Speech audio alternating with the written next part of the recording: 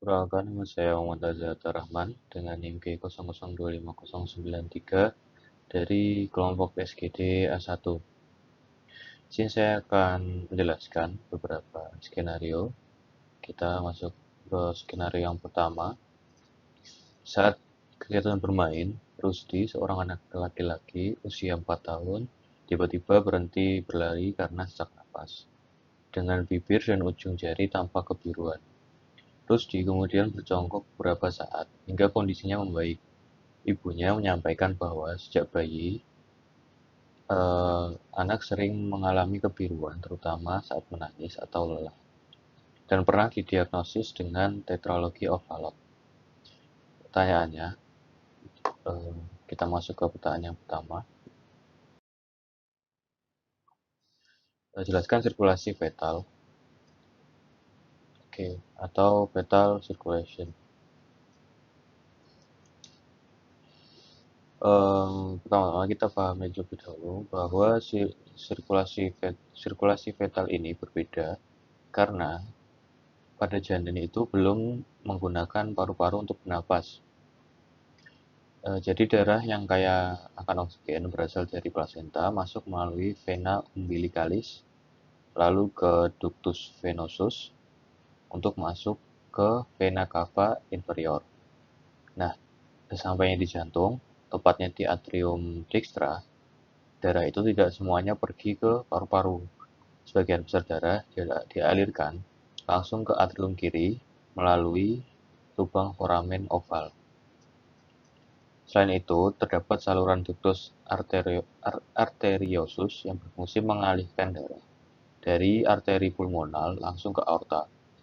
Nah, setelah darah beredar ke seluruh tubuh janin, darah yang miskin oksigen akan dikembalikan ke plasenta melalui sepasang arteri umbilicalis untuk dibersihkan kembali oleh ibu.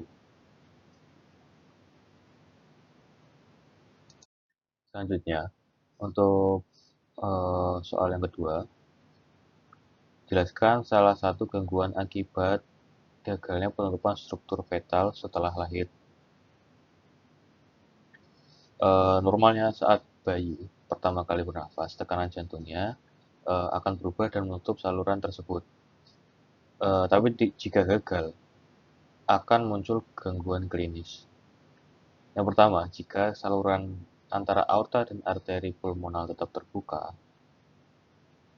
terjadi PDA atau patent ductus arteriosus.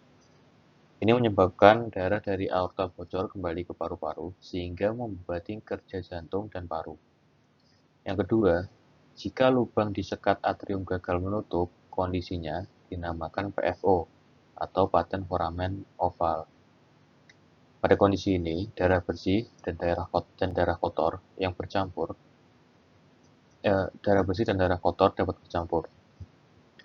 Kegagalan inilah yang seringkali menjadi dasar penyebab gangguan jantung pada anak-anak seperti yang ada di kasus tadi. Lalu untuk soal selanjutnya, jelaskan vaskularisasi arteri dan vena jantung.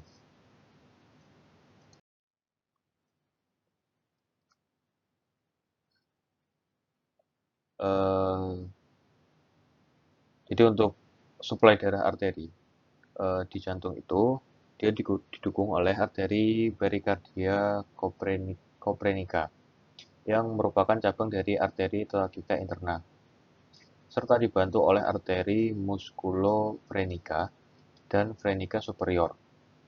Untuk aliran venanya, darah dialirkan melalui vena pericardia coprenica menuju vena brachiocephalica serta sistem vena azygos.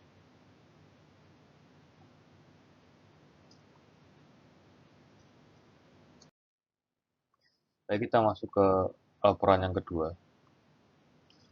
Saat musim hujan, Budi mengeluhkan hidung tersumbat yang berlangsung beberapa hari, disertai nyeri pada daerah pipi yang memberat saat menunduk.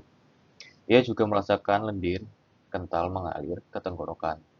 Pada pemeriksaan, dokter mencurigai adanya peradangan pada sinus maxillaris yang berkaitan dengan gangguan drainase di meatus nasi medius. Coba kita masuk ke pertanyaan yang pertama. Jelaskan sinus-sinus paranasal yang terdapat pada hidung beserta fungsinya. Jadi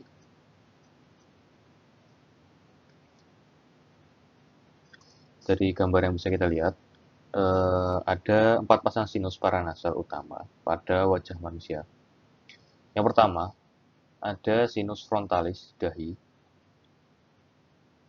kemudian cellulae ethmoidalis di antara mata, sinus sphenoidalis yang letaknya lebih dalam di belakang rongga hidung, dan yang terbesar itu adalah sinus maxillaris yang tempatnya ada di area tulang pipi. Nah, keempat sinus ini dia fungsinya antara lain itu untuk menyaring dan pelembab udara yang kita hirup. Kemudian juga bisa membantu resonansi suara ketika kita berbicara, serta meringankan beban berat tulang tengkorak kita. Oke, selanjutnya untuk soal yang kedua, sebutkan pembagian meatus nasi dan lubang muara atau drainase masing-masing sinus. Baik, kita masuk ke yang pertama terlebih dahulu. Untuk di bagian recessus sphenomoidale, eh, itu adalah muara untuk sinus sphenoidalis. Kedua, ada meatus nasi superior.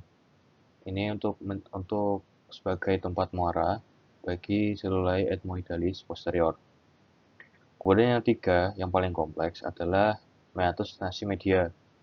Di sini tempat bangunan bernama di sini terdapat bangunan yang namanya itu hiatus semilunaris. Hiatus semilunaris ini dia menjadi muara bagi sinus maxillaris, sinus frontalis, dan cellulae ethmoidalis anterior. Sedangkan untuk cellulae ethmoidalis media bermuara pada bula ethmoidalis. Terakhir, meatus nasi inferior. Ini berisi muara dari ductus nasolacrimalis yang menyalurkan air mata. Selanjutnya untuk soal yang ketiga, jelaskan mengapa sinus maxillaris lebih sering mengalami sinusitis dibandingkan sinus yang lainnya.